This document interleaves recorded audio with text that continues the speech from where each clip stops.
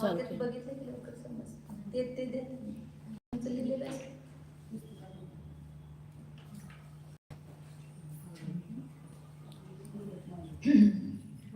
सिद्धं सुद्धं पणमीयं जेन्दवरनेमि चन्द्रमकलङ्कं गुणरयणभूषणोदयं जीवसपरिवर्णं मोक्षम्। जय बोलो सिद्धांत चक्रवर्ती नेमिचंद्र आचार्य की जय। जल परम पूज्य चैत्र चक्रवर्ती समाज सम्राट आचार्य शांती सागर जी महाराज की जय। जल प्रातः स्मरणीय गुरुदेव समंत भद्रमुनि महाराज की जय। जल परम पूज्य आचार्य प्रवरेक्षण सुंदर सागर जी महाराज की जय। जल परम पूज्य मम दीक्षा गुरु वात्सल्य सिंधु आचार्य सुयश सागर जी महाराज की जय।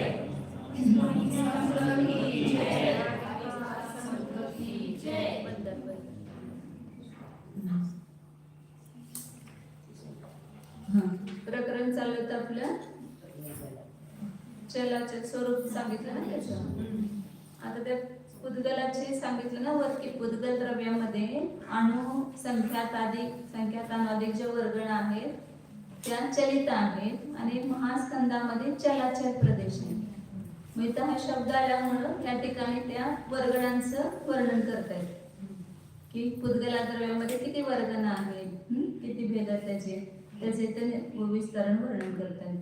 594 आणि 595 दोन्ही गाथा एका वेळेला घ्यायचे. अणुसंख्या संख्येच्या नंताय अगेज गेहि अंतरिया आहार तेज भासा मणकमया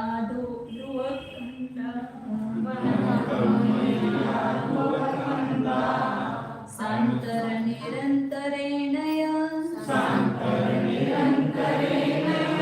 सुन्नापत्तेय देह ध्रुवसन्ना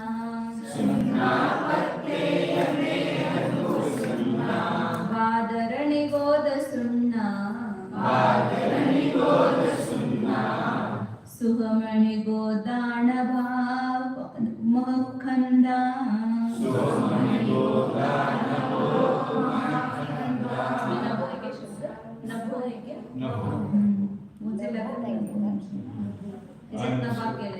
नभो महखंद अणुसंख्या संख्येच्या नंताय अगेज गेहि अंतरिया आहार तेज भासा मणकमया ध्रुवखंदा सांतर निरंतरेणय सुन्नापत्तेय देह ध्रुवसुन्ना वादरणि गोद सुन्ना सुमणि गोदानभो महखंदा. नावं सांगितलं त्याच्यामध्ये. संख्यात आदी म्हणजे कोणत्याच वर्गण तर त्याची नावं सांगितली. पहिलं आहे अणु. अणुला पण वर्गणा म्हटलं तिथे अनुवर्गणा. दुसरे आहे संख म्हणजे संख्यात अनुवर्गणा. तिसरे असंख्येज्य म्हणजे असंख्यात अनुवर्गणा. चौथे अनंत म्हणजे अनंत अनुवर्गणा. मग त्याच्यानंतर हे 4 झाल्या अनुवर्गणा, संख्यात अनुवर्गणा, असंख्यात अनुवर्गणा, अनंत अनुवर्गणा. त्याच्यानंतर अगेज्य गेहि अंतरिया अग्राह्य आणि अंतरित 5 वर्गणा घ्यायच्या. आहार वर्गणा, तेजस वर्गणा, भाषा वर्गणा, मन वर्गणा आणि कर्म वर्गणा. म्हणजे याच्यामध्ये मध्ये घ्यायचं. 5वी येणार आहार वर्गणा, 6वी येणार अग्राह्य वर्गणा, 7वी येणार तेजस वर्गणा, 8वी येणार अग्राह्य वर्गणा, 9वी येणार भाषा वर्गणा, पुन्हा 10वी येणार अग्राह्य वर्गणा, पुन्हा 11वी येणार मन वर्गणा, पुन्हा 12वी येणार अग्राह्य वर्गणा, 13वी कर्म वर्गणा, 14वी ध्रुवस्कंद वर्गणा. नाव आहे ते सगळे वर्गणांचे पण ते सगळं स्वरूप आपण स्पष्ट होईल आता. नंतर 15वी आहे सांतर निरंतरेणय सांतर निरंतर वर्गणा. त्याच्यानंतर शून्य वर्गणा.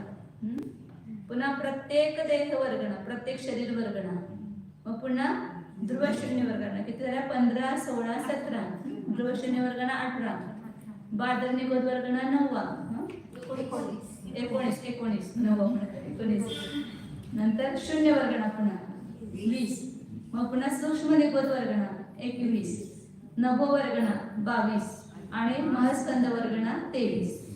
जे पुद्गलाचे जे स्कंद आहेत वर्गणा आहेत ना लोकांमध्ये, तर त्याचे हे भेद केले 23 वर्गणा म्हणतात.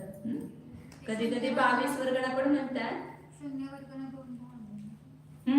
16 आणि 20 बरोबर आहे. म्हणजे पुद्गल द्रव्याचे भेद समजायचे, पुद्गल द्रव्याचे वर्गणाचे भेद समजायचे. पुद्गल द्रव्याच्या वर्गणांचीच की. पुद्गल द्रव्य म्हणजे एक परमाणू म्हणजे पुद्गल द्रव्य होणार.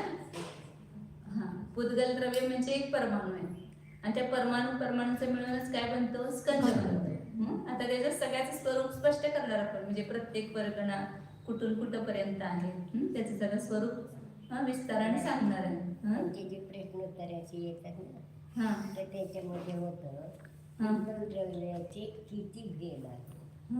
मग आता पुद्गल द्रव्याच्या वर्गणाचे असं म्हणायचं. वर्गणा शब्द वर्गणांचे पाहिजे. सामान्य पुद्गल द्रव्याचे पुद्गल वर्गणा 23 प्रकारच्या आहेत असं वर्गणा 23 प्रकारच्या झाल्या, पण आपण त्याचं उत्तर कसं केलं?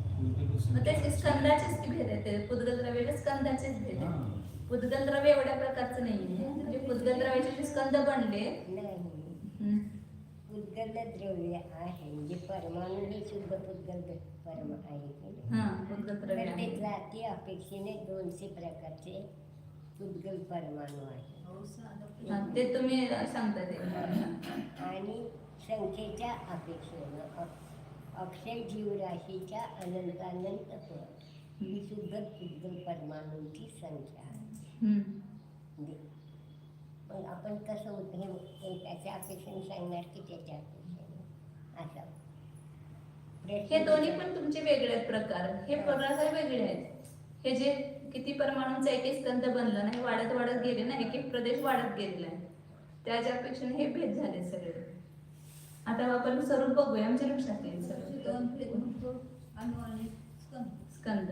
स्कंदाचेच हे भेद आहेत. म्हणून स्कंदाचे म्हटले की 22 प्रकार होणार आणि अणु 23 होणार. एकूण अणुला पण एक वर्गणा धरल्यामुळे 23 वर्गणा म्हटले.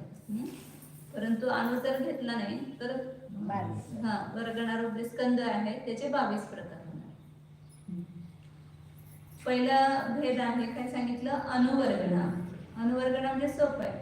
एक एक परमाणू जो सुट्टा आहे, पुरुषाच्या स्कंदामध्ये मिसळलेला नाही, त्याला काय म्हणायचं, अणुवर्गणा. एक एक परमाणू जो आहे वेगळा वेगळा, त्याला अणुवर्गणा म्हणतात. दुसरा आहे संख्यात अणुवर्गणा. संख्यात अणुवर्गणा कशाला म्हणणार की 2 परमाणूंचा स्कंद झाला, एक एक परमाणू असा म्हणून 2 परमाणूंचा स्कंद झाला, तर 2 ही संख्या सुरू झाली ना. तर संख्यात अणुवर्गणाचा पहिला भेद 2 द्व्यणुक स्कंद म्हणतात त्याला. द्व्यणुक म्हणजे 2 परमाणू पासून बनला म्हणून त्याचे नाव काय आहे, द्व्यणुक स्कंद. 3 परमाणूंचा मिळून एक स्कंद बनला तर त्याला काय म्हणणार, त्रणुक स्कंद. त्रणुक, द्व्यणुक, त्रणुक असं. पहिली अणुवर्गणा, त्याच्यात एक एक सुट्टा परमाणू, त्याला म्हणायचं अणु. दुसरा आहे संख्यात अणुवर्गणा.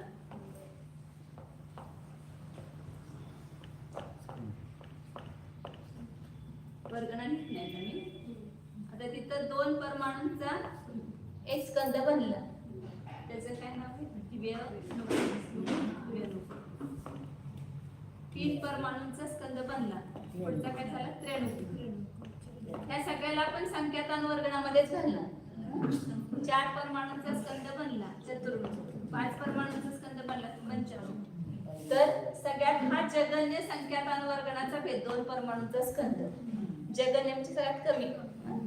असं एक परमाणू वाढवत जायचं. ते सगळे मधले स्कंद आहेत, 3 परमाणूचा, 4 परमाणूचा, 5 परमाणूचा, असं वाढत वाढत जायचं. एक प्रदेश कुठपर्यंत जायचं, उत्कृष्ट संख्या. त्याची संतुष्टी आहे 15. उत्कृष्ट संख्या, त्याची संख्या खूप मोठी आहे. त्याची संदृष्टी फक्त 15 आहे. तर तो उत्कृष्ट संख्यात परमाणूंचा जो स्कंद आहे, सगळ्या संख्या शेवटची संख्या पुढे असंख्य संख्या चालू होणार. एकच मिसळ की पुढची असंख्या जगाने परत असंख्या चालू होते संख्या. तर इथपर्यंत सगळ्या परमाणूंचे स्कंद ह्या संख्यात अनुवर्गणीमध्ये येणार. 2 पासून ते उत्कृष्ट संख्याकापर्यंतच्या परमाणूंचे सगळे स्कंद, आणि ते सगळे स्कंद आहेत जगामध्ये 2 3 4 5 6 7 8 9 हजार लाख सगळे मधले कुठले सोडायचे नाहीत. एक एक परमाणू अधिक एक एक परमाणू अधिक असे स्कंद कुठेपर्यंत आहेत? उत्कृष्ट संख्यात परमाणू पर्यंत आहेत. त्या सगळ्याचं नाव काय होणार? संख्यात अनुवर्गण. तर हे जे एकूण भेद किती होतील? संख्यात अनुवर्गणांचे भेद किती होतील? असे संख्याताचे जेवढे भेद आहे तेवढे म्हणायचे नाही, एक कमी होणार. कारण का एक आलं नाही ना त्यामध्ये, एक कमी उत्कृष्ट संख्यात. त्या उत्कृष्ट संख्या मधून एक कमी करायचं. उत्कृष्ट संख्या समजा 100 आहे तर 99 भेद होणार. उत्कृष्ट संख्या -1 एवढे एकूण भेद होणार संख्यात परमाणूंची. उत्कृष्टातून हे जगाने कमी करायचं आणि एक मिसळायचं. एक कमी करायचं आणि एक मिसळायचं म्हणजे अंत मायनस आदि भागिले वृद्धी अधिक 1. आदि अंते सुद्धे वड्डी दे ध्रुव संजुते ठाणे. एकूण भेद काढायचं हे सूत्र आहे. एकूण किती भेद झाले? तर शेवटचा जो भेद असतो त्याला म्हणायचं अंत. आणि त्याच्यातून आदि म्हणजे पहिला भेद वजा करायचा आदि. आणि कितीनं वाढलेली संख्या त्याला भागायचं, त्याला म्हणायचं वृद्धी. आणि त्याच्यामध्ये 1 मिसळायचं.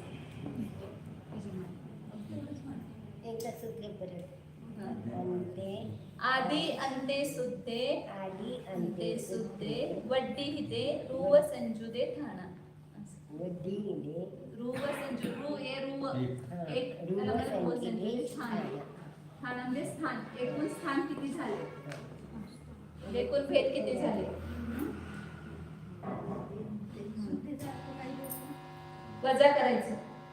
सुद्धे म्हणजे वजा करायचं. अंतातून आधी वजा करायचं, जरा वृद्धीने भागायचं आणि 1 मिसळायचं. आता इथं अंत किती आहे? उत्कृष्ट संख्यात आहे. उत्कृष्ट संख्यात काय आहे? अंत आहे. आणि आधी काय आहे? 2 आहे, वजा 2. वृद्धी काय आहे? 1च आहे. 1 वाढलेलं आहे त्यामुळे 1 भागणार. आणि याच्यामध्ये 1 मिसळायचा प्लस 1. मग -2 आणि +1 काय होणार? -1 होणार. म्हणून उत्कृष्ट संख्यात वजा 1 एवढे भेद झाले. भेद काढायचं हे सूत्र. आदि अंते सुद्धे वड्डी हिते रुव संजुदे ठाणा. आदि अंते वड्डी जीवकांमध्ये आहे सगळे सूत्र. कशामध्ये? जे पहिलं जीवकांमध्ये आदर प्रवृत्त करण्याचं गणित आहे ना, त्यामध्ये सगळे सूत्र आहेत. आदर प्रवृत्त करण्याचं जे सगळं गणित आहे ना त्याच्यामध्ये सूत्र आहे.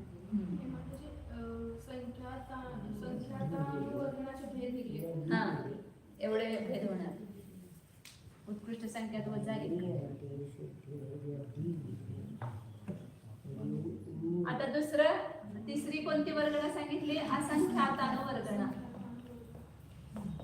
असंख्यात अनुवर्गणा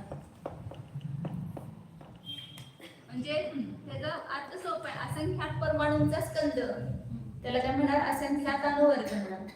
असंख्यात परमाणू मिळून एक वर्गणा झाली किंवा एक स्कंद झाला तर त्याला मग काय म्हणणार? असंख्यात अनुवर्गणा. वर्गणा हा शब्द त्या स्कंद ह्या अर्थामध्येच आलेला आहे. तर असंख्यात परमाणूंचा असंख्याताची संख्या कुठून सुरू झाली? उत्कृष्ट संख्यातामध्ये 1 मिसळला म्हणजे त्याला म्हणतात जगन्य परिता संख्या. त्याचं नाव काय आहे? जगन्य परिता संख्या. जगन्य परिता संख्यात प्रमाण वर्गणानं एवढ्या परमाणूंचा जो एक स्कंद झाला असंख्यात अनुवर्गणीचा पहिला सगळ्यात भेद ज्याला आधी म्हणणार किंवा याला जगन्य म्हणणार. जगन्य भेद 15 अधिक 1 16. याची संदृष्टी काय 16 आहे. संदृष्टी आहे ती 16. मग याच्यामध्ये एक एक मिसळ जायचं पुढं. जगन्य परत असंख्यात परमाणूचं सगळ्यात जगन्य असंख्यातांवर्गण येणार. त्याच्यामध्ये एक मिसळ आहे की त्याच्या पुढची असंख्यातांवर्गण, पुन्हा त्याच्यामध्ये एक मिसळ आहे की त्याच्या पुढची असंख्यातांवर्गण. असं एक एक एक एक वाढवत जाणार आपण. म्हणजे 16 इथं असे लिहितात त्याला 16 अधिक 1 म्हणजे जगन्य परत असंख्यात अधिक 1, जगन्य परत असंख्यात अधिक 2, जगन्य परत असंख्यात अधिक 3 असे लिहायची पद्धत आहे आपल्या टीकेमध्ये. आणि शेवटी काय येणार मग तिथं सगळ्यात असंख्याची सगळ्यात उत्कृष्ट संख्या आहे ना, तेवढ्या परमाणूचा स्कंद हा शेवटचा भेद येणार. त्याच्यातला असंख्याताचे जेवढे भेद आहेत ते सगळे येणार एक एक वाढत वाढत वाढत. मध्ये युक्त असंख्यात असंख्यात असंख्यात सगळे मध्यम सगळे भेद येणार. कुठं पण सोडायचं नाही, लगातार एक एक परमाणू वाढत तेवढे स्कंद घ्यायचे. आणि सगळे स्कंद आहेत जगामध्ये, ध्रुववर्गणेपर्यंतचे सगळे स्कंद आहेत अस्तित्वामध्ये. आता शेवटची कोणते येणार? उत्कृष्ट असंख्यात असंख्यात एवढ्या परमाणूंचा जो स्कंद बनेल त्याला काय म्हणायचं? अनंतानु शेवटची असंख्यातानुवर्गणा. उत्कृष्ट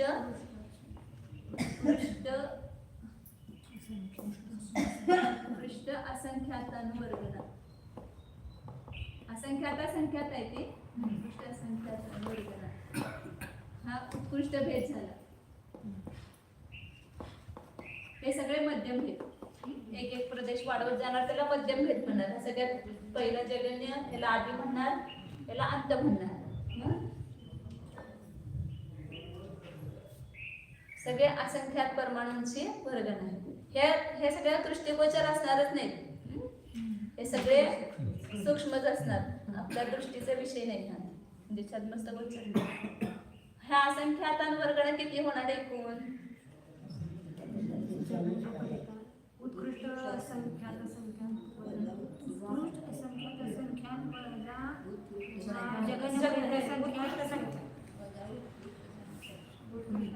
एकूण आता इथं त्या पद्धतीने काढलं तर चालते. उत्कृष्ट असंख्यात असंख्यात वजा जगन्य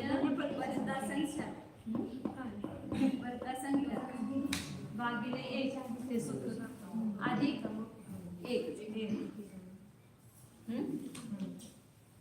मग इथं उत्कृष्ट असंख्यातामधून जगन्य परत असंख्यात वजा करायचंय आणि 1 मिसळायचं त्याच्यामध्ये.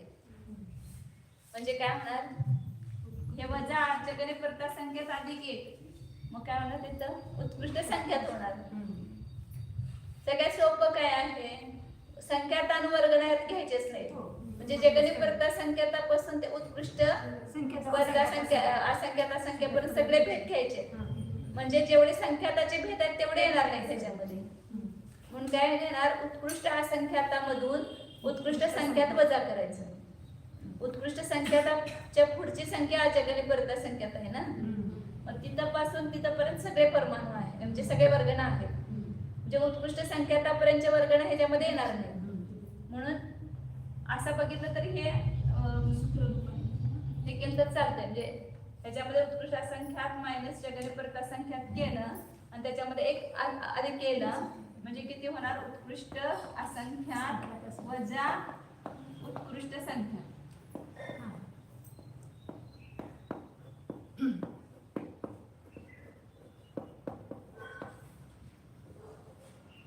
जे जगन्य परत असंख्यात अधिक 1 ऐसा बोलेंगे क्या? हाँ हाँ नहीं कम जैसे करेंगे। अभी जगन प्रत्यक्ष संख्या में से 1 करेंगे कम तो हाँ। उत्कृष्ट संख्या होगी ना। हाँ 16 कम करना और 1 बढ़ाना है तो 15 कम हो जाएंगे. हाँ कमी होती 16 कमी करायचे आणि 1 वाढवायचे म्हणजे 15 कमी केले तर 1 मिळाला नंतर हातचा 1 अधिक आहे ना तिथं. उत्कृष्ट असंख्यातामधून 16 कमी केले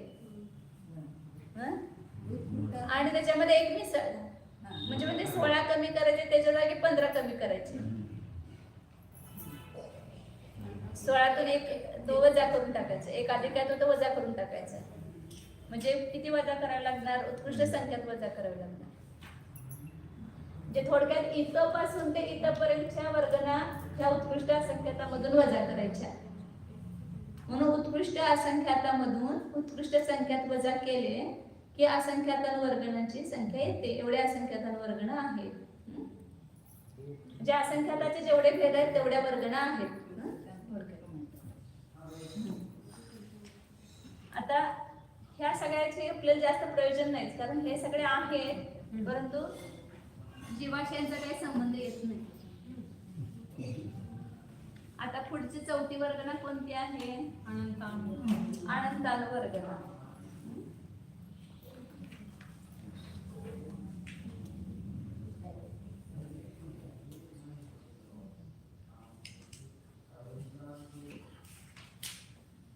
आता चौथी आहे ना,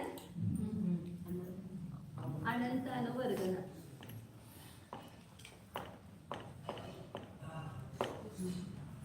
मग जगन्य परितानंतापासून उत्कृष्ट असंख्यातानंतर कोणती संख्या आहे? जगन्य परितानंत संख्या आहे. तर त्या जगन्य परितानंत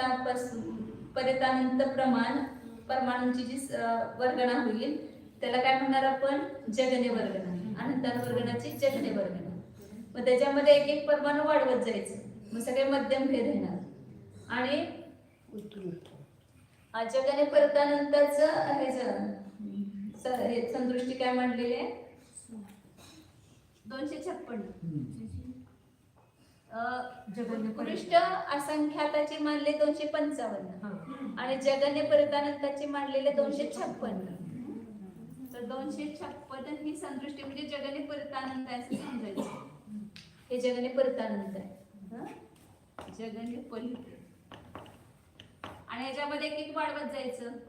एक एक परमाणू अधिक करायचा.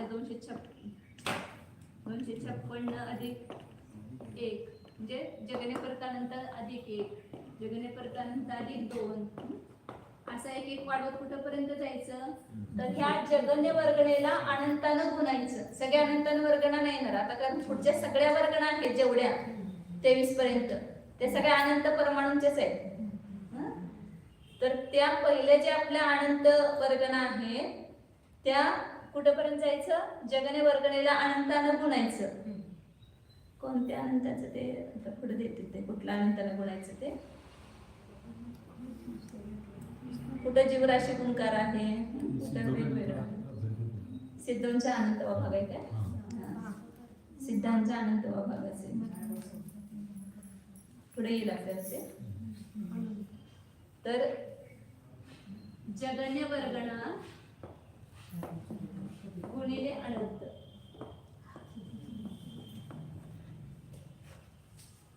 म्हणजे मध्यम भेदापर्यंत येणार. जगन्य अनंताच्या मध्यम भेदापर्यंत ते अनंतानुवर्गण येणार. पुढचे सगळे अनंतानुवर्गण आहेत, परंतु आहार वर्गणाच्यातून सुरू झाली ना तिथपर्यंतचे घ्यायचे ह्या अनंतानुवर्गणा.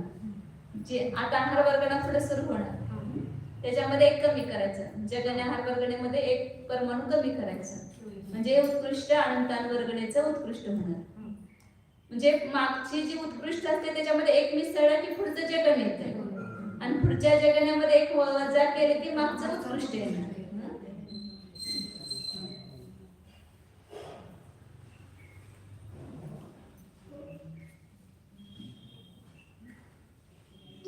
जगन्य वर्गणा गुणिले अनंत म्हणजे त्याला काय म्हणणार आपण?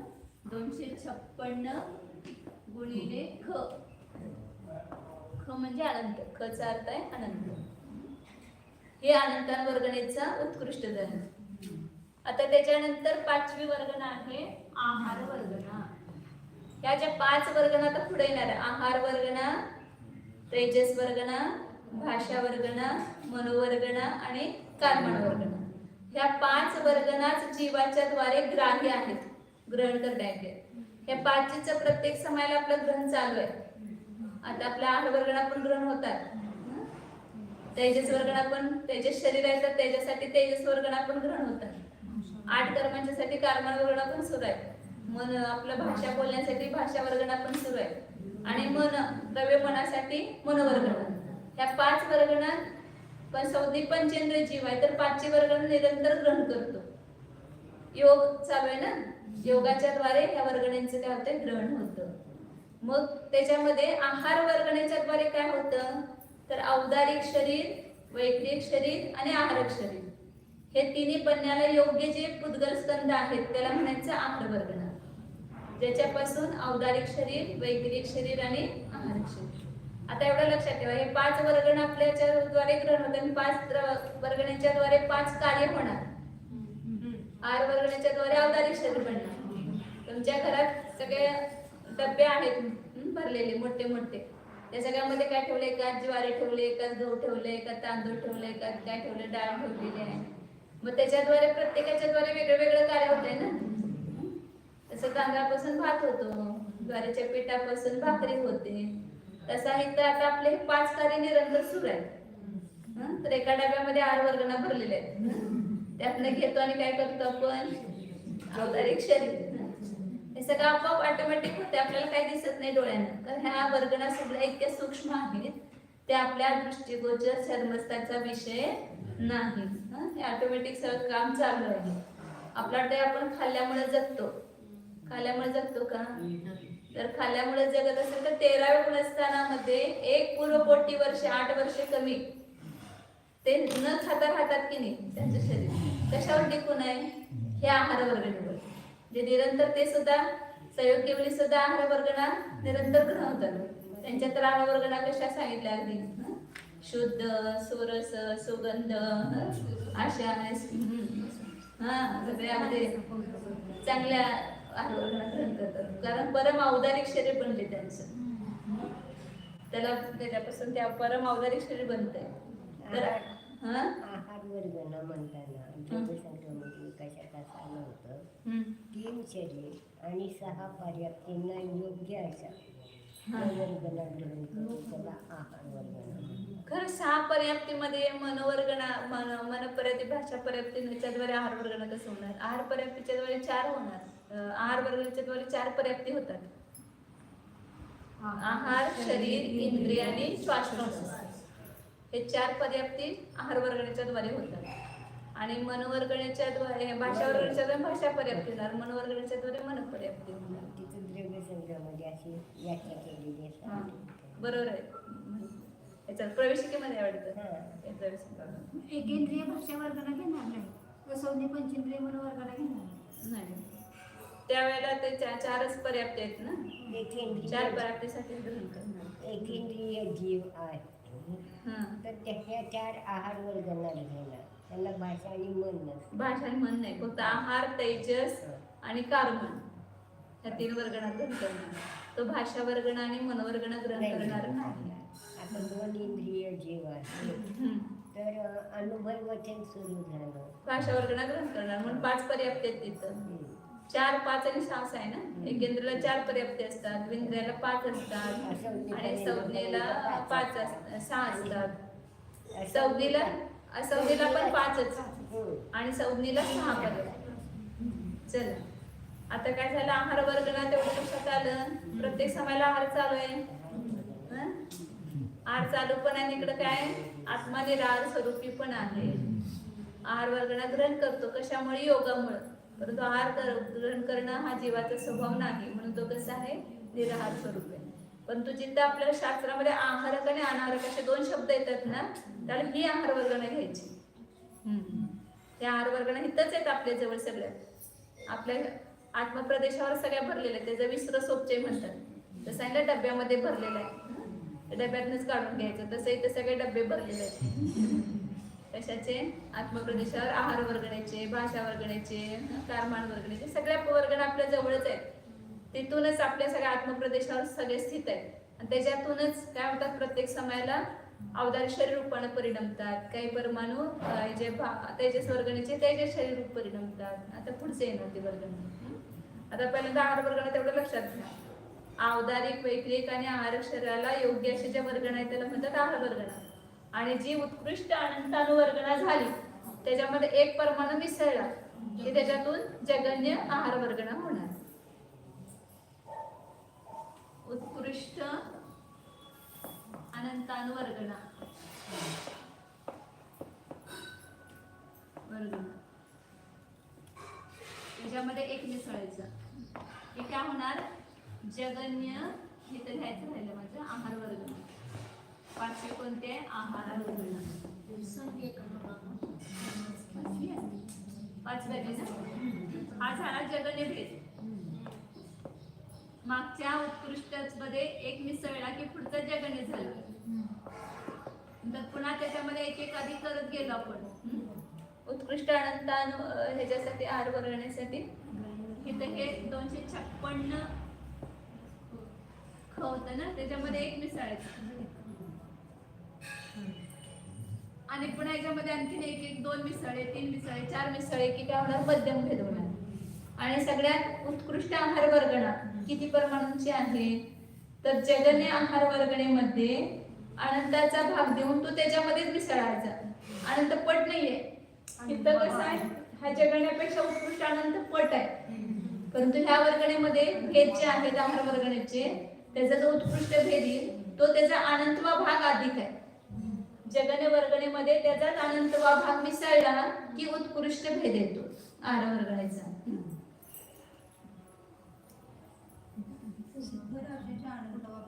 हा इथं हा जगन्य भेद आहे. उत्कृष्ट भेदाचं काय प्रमाण येणार?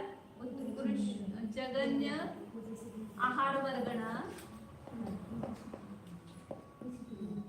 अधिक जगन्य आहार वर्गणा भागिले अनंत.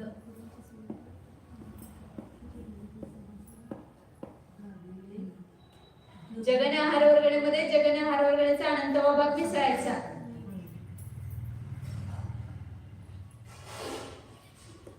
मग मागं सांगितलं होतं की जो जितवा भाग मिसळायचा असेल तर त्या संख्येनं भागायचं आणि त्याच्यामध्ये एक अधिक करून गुणायचं. याच्यावर गणित करायची गरज नाही. आता उत्तर काढताना आपण सर्व गणित करणार ना. जगन्य आहार वर्गणेचं प्रमाण किती आहे? 256 गुणिले अनंत अधिक 1 आहे. आता त्याच्यामध्ये पुन्हा हे आपण करणार 256 गुणिले अनंत अधिक 1 भागिले अनंत. हा याच्यामध्ये मिसळायचं आहे. तर काय करायचं? ह्यामध्ये अनंत ह्याने भाग द्यायचा आणि त्याच्यामध्ये एक अधिक करून गुणायचं. उत्तरच मिळते आपल्याला.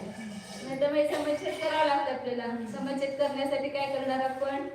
अनंतानं भागणार आणि वर अनंतानं गुणणार. मग समान संख्या काढणार. 236 येणार उत्तर. 256 गुणिले अनंत अधिक 1 भागिले अनंत. ही समान संख्या आली दोन्ही मध्ये, कॉमन संख्या आली. आता इथं अनंताचा गुणकार राहिला, त्याच्यामध्ये एक अधिक मिसळायचा म्हणजे ते झालं ना उत्तर. ख अधिक 1 म्हणजेच काय झालं की ज्या संख्येने भागतो त्याच्यामध्ये एक अधिक करून गुणायचं म्हणजे डायरेक्ट उत्तरच येते. समच्छेद वगैरे काय करायची गरज पडत नाही आपल्याला. अनंत त्या संख्येमध्ये त्या संख्येचाच अनंतवा भाग मिसळायचा. म्हणजे काय आलं तिथं? उत्कृष्ट आहार वर्गणेचं प्रमाण आलं. म्हणजे जगण्यापेक्षा उत्कृष्ट गुणित नाहीये, इथं अधिक आहे. अनंतवा भाग अधिक आहे. तरी पण अनंत होणार आहार वर्गणा. आता ह्या ज्या आहार वर्गणा आहेत त्यामध्ये काय असे टप्पे आहेत का की इथपर्यंत औदारिक वर्गणा, असं पण आहे. त्याच्यानंतर आहार असं पण आहे. कारण का औदारिक शरीराचे परमाणू कमी आहेत. तर पहिल्या ज्या आहेत त्या आहार वर्गणा औदारिक शरीराला योग्य आहेत. त्याच्यानंतर असंख्यात पट तो जे भेद आहेत ते वैक्रिक शरीराला योग्य आहेत. आणि त्याच्या पुढच्या असंख्यात गुणित जे आहे ते आहार शरीराला योग्य आहे. आताच्या ह्याच्यामध्ये ते घेतले जीवकांमध्ये ते हे घेतलं म्हणजे औदारिक शरीराच्या वेगळ्या, वैक्रिक शरीराच्या आहार वर्गणा वेगळ्या आहेत आणि आहार शरीराच्या आहार वर्गणा वेगळ्या आहेत. तिन्हीच्या आहार वर्गणा भिन्न भिन्न आहेत.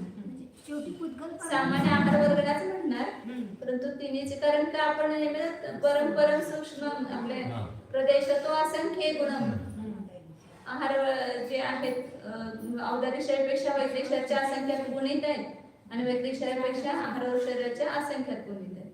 त्यामुळं त्या आहार वर्गणा भिन्न भिन्न तिन्हीच्या. हे सगळे उद्गल परमाणू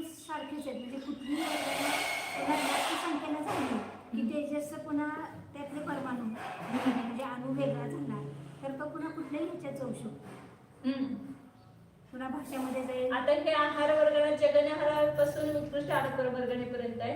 मग आता आपल्याला योगाला अनुसरून ग्रहण करणार. म्हणजे योग कमी असेल तर छोटी वर्गणा ग्रहण करणार, योग जास्त असेल तर मोठी वर्गणा ग्रहण करणार. म्हणजे योगानं ग्रहण करतो ना आपण. योगाच्या द्वारेच आहार वर्गणेचं पण ग्रहण होत आहे. नोकर म्हणजे नोकर्म आणि कर्म दोन्हीचं ग्रहण कशाच्या द्वारे होतं? योगाच्या द्वारे होतं. मग तिथं जसा योग असेल तशा लहान मोठ्या वर्गणा येणार, छोट्या मोठ्या. मला काय म्हणायचं ते आपल्याला परमाणू सुट्टा झाला, आहार वर्गणीतला परमाणू एक बाहेर गेला तर तो पुन्हा दुसऱ्या म्हणजे तेजसमध्ये जर तो कुठं मध्ये पण दिसू शकतो, कुठं पण दिसू शकतो. आणि त्यातल्या वर्गणा भाषा वर्गण्याचा परमाणू आहार वर्गण्यामध्ये पण येऊ शकतो. त्याचं जे लिमिटेड फिक्स काय ठरलेलं आहे त्याच्यापेक्षा जास्त परमाणूंची संख्या झाली तर ते कुठल्याही वर्गणीमध्ये मिक्स होऊ शकतेच का? एका परमाणु आता पुढे अजून ते नियम काय काय येणार आहेत की कुठल्या म्हणजे ह्याच्यातनं जो संघात झाला त्याच्यामध्ये भेद झाला, एकातून भेद होतो दुसऱ्यामध्ये संघात होतोय, असं सगळं सांगणार आहे त्याच्यामध्ये. प्रतिश्रय वर्गणातून तिथं भेद झाला तर तो दुसऱ्यामध्ये मिसळतो की नाही मिसळत वगैरे असे नियम आहेत थोडे. सामान्यपणे इतर जे आहे तर आहार वर्गणीतून ते परमाणू गेले तर दुसरे परमाणू त्याच्यामध्ये मिसळतात, किंवा ती मोठी वर्गणा होते ती छोटी वर्गणा होईल, म्हणजे कमी परमाणू झाले ते. कुठल्या परमाणूवर लेबल नाही असं की आहार वर्गणीचा आहे, हा भाषा वर्गणीचा नाहीच आहे, की. वर्गण्याचा आहे नाही, असं काय? परमाणूवर लेबल नाहीये, ते वर्गणेवर लेबल आहे. जेवढ्या परमाणूंची जर स्कंद बनला तो ती वर्गणा आहे, आहार वर्गणा. मग त्यामध्ये परमाणू निघून पण जातात, पुरण आणि गलन दोन्ही चालू असतं त्याच्यामध्ये. मग ते आहार वर्गणेपेक्षा कमी झाली समजा तर ती ग्राह्य राहणार नाही, ती अनंतान वर्गणा. ती जीवाच्या द्वारे ग्रहण केली जाणार नाही, मग ती आहार राहणार, ती अनंतान वर्गणा बनून जाईल. पण ती अजून कमी झाली तर पुन्हा ती ग्राह्यमध्ये म्हणजे त्याच्यापेक्षा लहान केलं आहे अनंतान वर्गणा होऊन जाईल ती. अनंतान वर्गणा कशासाठी उपयोगी नाहीच की. ते ग्रहण करत नाही हा, त्याची. तेच की. पुढं एकदा आपण जाऊया पुढं, मग पुन्हा तुमचे प्रश्न उत्तर करूया. ह्याच्यानंतर काय ना आहार वर्गणेनंतर 6वी आहे अग्राह्य वर्गणा. 6वी कोणती आहे? अग्राह्य वर्गणा. त्याला बरंच लिहायला पाहिजे होतं, खाली लिहिलं जातं. अग्राह्य वर्गणा म्हणजे हे 5 शरीर किंवा भाषा मन ह्याच्यासाठी कशासाठी उपयोगी नाही, अयोग्य आहे. एवढ्या परमाणूंचा जो स्कंद आहे तो कोणत्याही याला योग्य नाही. म्हणजे हा ग्रहण करणारच, एवढ्या वर्गणींचा स्कंद जीव ग्रहण करणारच नाही. वर्गणा आहे लोकांमध्ये परंतु ती ग्रहण करण्यायोग्य नाही, म्हणून त्याला काय म्हटलं? अग्राह्य. कशालाच ग्रहण करण्यायोग्य नाही ती. शरीराला नाही, भाषाला नाही, मनाला नाही, कशालाच योग्य नाही, त्याला म्हणायचं अग्राह्य वर्गणा. तर इथं आहार वर्गणेचा जो उत्कृष्ट भेद आहे, हा उत्कृष्ट भेद आला ना, याच्यामध्ये एक परमाणू मिसळला की अग्राह्य वर्गणेचा जगने भेद झाला. उत्कृष्ट आहार वर्गणा अधिक एक परमाणू वर्तून पुस्तकात.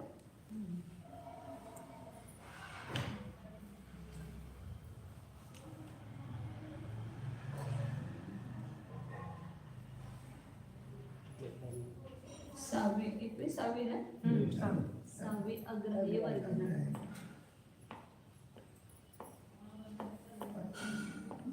पूर्ण 14 पुस्तकामध्ये तर खूप गणित आहे त्या वर्गणांचं. वर्गणा खंड आहे ना तो, 14, 15, 16 पुस्तक वर्गणा खंड आहे. त्या 14 पुस्तकामध्ये सगळं वर्गणांचंच वर्णन आहे, खूप विस्तार आहे. तर अग्राह्य वर्गणा म्हणजे जगने काय येणार? उत्कृष्ट आहार वर्गणा अधिक एक.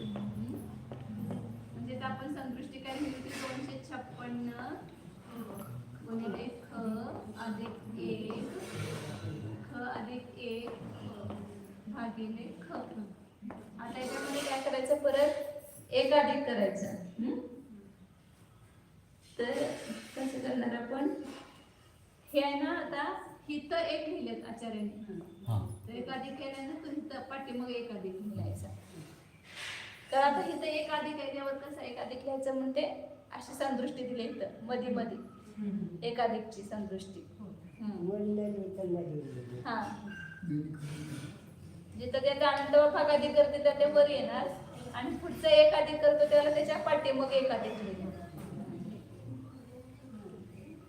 मग त्याच्यामध्ये आता ह्या जगणे वर्गणीमध्ये एक एक परमाणू वाढवत गेलो तर सगळे मध्यम भेद होणार आणि उत्कृष्ट अग्राह्य वर्गणा कशी येणार तर जगणे अग्राह्य वर्गणा गुणिले अनंत सिद्ध राशीचा अनंतवा भाग आहे. हा अनंत कोणती संख्या आहे सिद्ध राशीचा अनंतावा भाग. एवढ्या अनंताला गुणलं म्हणजे अग्राह्य वर्गणा खूप आहे ते जो जीव ग्रहण करत ना.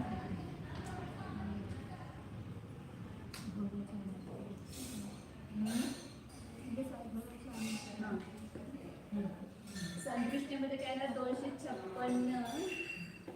भागिले घ. इथं तर ते ह्याच्यामध्ये ना पूर्ण ह्याच्यावर एकाधिक यायला पाहिजे. पहिले संदृष्टीमध्ये ख एकाधिक ते आपल्याला दुरुस्त करावं लागेल. आता मी म्हणजे बघितलं आताच माझं लक्ष गेलं तर मागं काय दिलं होतं 256 गुणिले ख होतं ना नुसतं ख वर एकाधिक येणार नाही नाही पुरे पुरे पण आहे. 256 किती दिवस मी सांगते 256 नंबर ख आहे. म्हणजे त्यात पूर्ण असेल. आणि मध्ये काय एक अधिक एक. आता याच्यात पुढं आणि अनंतानं गुणायचं आपल्याला. अनंत गुणित आहे जगण्यापेक्षा उत्कृष्ट जी आहे ती कशी आहे अनंत गुणित आहे त्यामुळे पुढं अनंतानं गुणणार. तो 256 वर ख एक लिहिला आहे आधीचा. हा तर त्याच्या पुढे ख वर पण घेणार का आपण तिथपर्यंत हा 256 आणि ख दोन्हीवर मिळून एक अधिक यायला एक पाहिजे. अधिक घ्यायचं. ते नोट्स मध्ये झाले की नाही फक्त अनंतावर एक अधिक लिहिलं ते आता माझं लक्ष गेलं. कारण पूर्वी ज्या पहिल्यांदा नोट्स काढले ना मी त्याला ते लक्षात येत नव्हतं म्हणजे की कुठं द्यायचं कुठं लिहायचं वगैरे तर त्याला ते तिथे दिलं गेलेलं आहे. तर ते पूर्ण ह्याच्यावर द्याल पूर्ण संख्येवर एक अधिक पाहिजे कारण का त्याच्यामध्ये खूप अंतर होत आहे. जसं आता आपण बघा इथं असं हा वेगळं गुणिले 5 आहे. आता सगळ्यावर मिळून ह्याच्यामध्ये एक अधिक लिहिणं आणि ह्या सगळ्यामध्ये एक अधिक लिहिणं त्यामध्ये अंतर आहे ना. तर 10 गुणिले 5 केला पण 50 अधिक 1 51 होणार. आणि तुम्ही ह्याच्यावर एक अधिक लिहिलं तर काय होणार 6 गुणिले 6 बरोबर 60 होणार. फरक पडतोय ना दोन्हीमध्ये. म्हणजे कशामध्ये एक अधिक लिहायचं त्याच्यावर इथं 256 गुणिले अनंतवर एक अधिक आणि इथं ख शेवटी दिलं. काय आली ही उत्कृष्ट अग्राह्य वर्गणा. अग्राह्य वर्गणा सगळ्या जगण्यापेक्षा उत्कृष्ट अनंत गुणित आहे आणि सगळ्या ग्राह्य वर्गणा जे आहे ते त्याचा अनंतवा भाग अधिक केलेला आहे. आता त्याच्या पुढची 7वी वर्गणा कोणती आहे अग्राह्य वर्गणा. तेजस वर्गणा.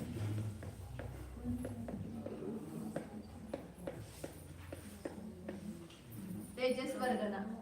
तेजस वर्गणा कशाला म्हणायचं तेजस शरीराला योग्य अशा पुद्गल स्कंदांची जी भेद आहे त्याला म्हणायचं तेजस वर्गणा. तेजस शरीर कुणाजवळ आहे सर्वस्य अनादि संबंधे.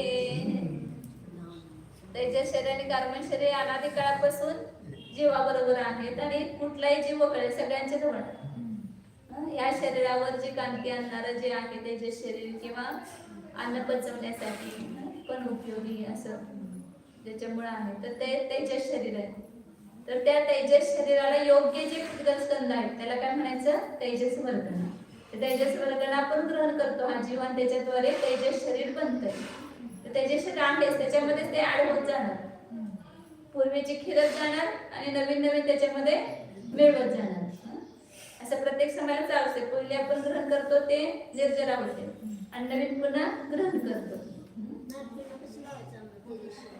का नाही आहेच की त्यांचं पण त्यांची काळी कसली असेल ते कांती असणारच की त्याची. कांती म्हणजे काय सगळं तेजस्वी दिसायला पाहिजे असं नाहीये. आहे तेजस शरीर बरोबर त्याच्या एवढंच नाही. परंतु तेजस शरीर देवाला पण आहे तेजस शरीर तसं नारकीला पण आहे तेजस शरीर.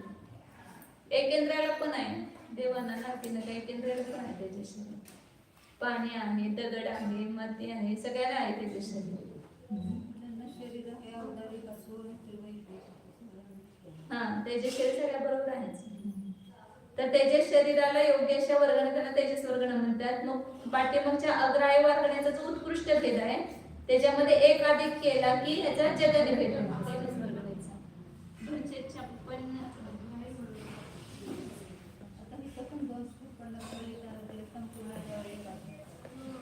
हे पाठीमागचे जो ओढून घ्यायचे आपण संदृष्टी एक खत करायचं राहिलं का? हे संदृष्ट आणि ही पाठीमागची उत्कृष्ट अग्राह्य वर्गणा होती आणि अजून एक खत उत्कृष्ट अग्राह्य वर्गणा होती. आता त्याच्यामध्ये काय करायचं एक अधिक करायचं. तर इथं पण त्यांनी असं वर सगळ्यावर न घेता इथं मध्ये मध्ये लिहिलं तसं ते पूर्ण याच्यावर एक अधिक केलं. त्यासाठी मध्ये मध्ये तर ही काय झाली जगन्य तेजस वर्गणा झाली. त्याच्यामध्ये एक एक अधिक करत जायचं आणि उत्कृष्टापर्यंत जायचं. तर उत्कृष्ट वर्गणा कशी येणार जगन तेजस वर्गणेमध्ये त्याचाच अनंतवा भाग मिसळायचा. जगन तेजस वर्गणेला अनंतानं भागायचा आणि तो त्याच्यामध्येच अधिक करायचा. काय ना ते उत्कृष्ट तेजस वर्गणा येणार.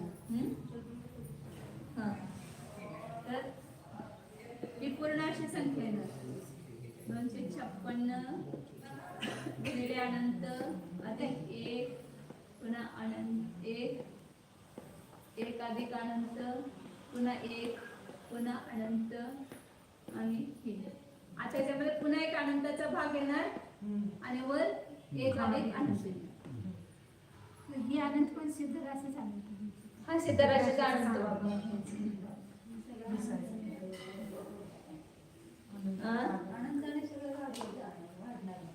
हा फक्त ज्या ग्राह्य वर्गण आहेत तो त्याच्या जगण्यापेक्षा त्याचा उत्कृष्ट त्याचाच अनंतवा भाग अधिक आहे. अनंत गुणित नाहीये अनंतवा भाग अधिक आहे. आणि ज्या अग्राह्य वर्गण आहेत तो त्या जगण्यापेक्षा त्याचा उत्कृष्ट अनंत गुणित आहे. ज्या अग्राह्य वर्गणा जास्त आहेत ग्राह्य वर्गणा कमी आहेत. ग्रहण करण्यायोग्य नाही अशा वर्गणा जास्त आहेत आणि ग्रहण करण्यायोग्य वर्गणा कमी आहेत. तर अनंतवा भागाचा अधिक केला तसं 100 25 मिसळले 125 झाले आणि 100ला 5 विभाग गुणलं तर 500 झाले. एवढं अंतर पडलं ना. तर इथं अनंताचं अंतर आहे. पुढची वर्गणा कोणती आहे चौपावली सर्व आले त्यामुळे उद्या ठेवायचं उद्यापर्यंत थांबवतात. त्याच्याच वर्गणापर्यंत आलंय पुढे उद्या.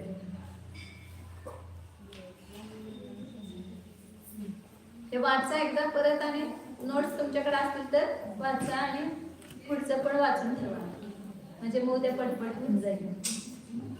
सोपं आहे असंच करत जायचं. परंतु फक्त ह्या सगळ्या एक एक परमाणूंना अधिक वर्गणा आहेत जगामध्ये हे अस्तित्व आहे ते सांगायला जातं.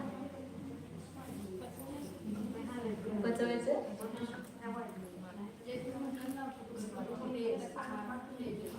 हा तेजस वर्गण तेजस शरीर आहे आपल्या जवळ एक म्हणजे तेजस वर्गणांचं म्हणजे पुंज आपण प्रत्येक समाला ग्रहण केलेलं आणि ते तेजस शरीर पूर्ण अवतारी शरीराच्या मध्ये व्यापून आहे. मग ते तेजस शरीर काय काम करतं तर हे अवतारिक शरीराबरोबर ते जे अन्न काय ग्रहण करतो आपण त्याला पचवण्याचं कार्य पण ते करतं तेजस शरीर आणि ह्या शरीरावर कांती आणण्याचं पण काम करतं. ते सूक्ष्म आहे तेजस शरीर आपल्याला वेगळं काढता येणार नाही तेजस शरीर. परंतु ज्या वेळेला हा जीव ह्या शरीरातून निघून जातो त्याला तेजस शरीर घेऊन जातं. बरोबर तेजस शरीर आणि कार्बन शरीर हे जीवाबरोबर निघून जातं.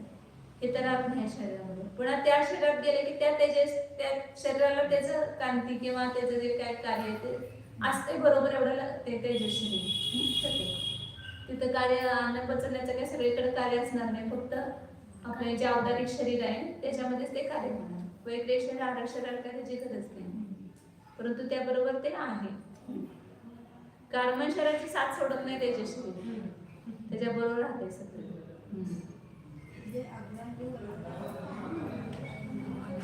चला पुढे उद्या तेजस शरीर वर्गणीपर्यंत झाल्या. जाना आम्ही शुद्ध चैतन्यमय जीवच आहे. ज्ञान दर्शन स्वरूप आहे. उद्गलाला ग्रहण करणे हा माझा स्वभाव नाहीच. मी त्यागोपादान शून्यत्व शक्तीने परिपूर्ण आहे. उद्गल वर्गणा ग्रहण करणे सोडणे हा माझा स्वभाव नाहीच.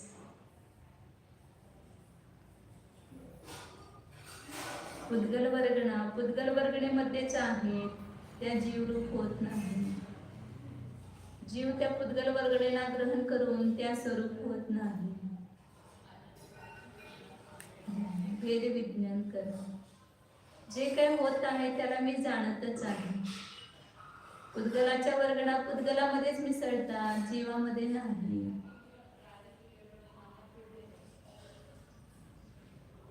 शुद्ध चैतन्य स्वरूप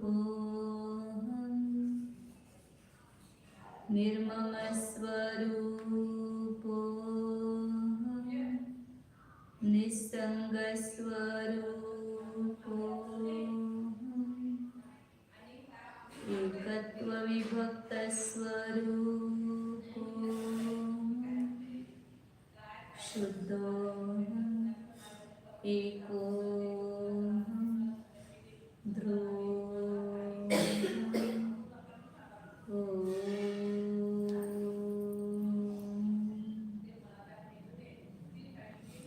विसर्जन. नमो हरे हंता